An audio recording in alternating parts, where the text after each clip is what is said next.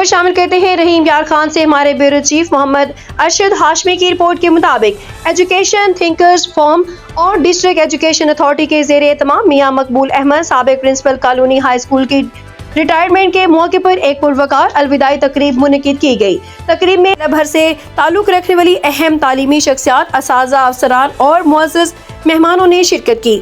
تقریب کے دوران مقررین نے میاں مقبول احمد کی طویل، مخلصانہ اور مثالی تعلیمی خدمات کو سراہا اور کہا کہ انہوں نے بحیثیت استاد اور منتظم تعلیمی معیار کی بہتری، نظم و ضبط کے فروغ اور طلبہ کی ہمہ جہت تربیت میں نمایاں کردار ادا کیا۔ ان کی انہی گراں قدر خدمات کے اعتراف میں انہیں لائف اچیومنٹ ایوارڈ سے نوازا گیا، جس پر شرکاء نے بھرپور داد دی۔ آخر میں سی ای او ایجوکیشن اور چیئرمین ایجوکیشن تھنکرز فورم نے اپنے خیالات کا اظہار کرتے ہوئے کہا کہ میاں مقبول احمد جیسے اساتذہ تعلیمی نظام کا قیمتی اثاثہ ہوتے ہیں۔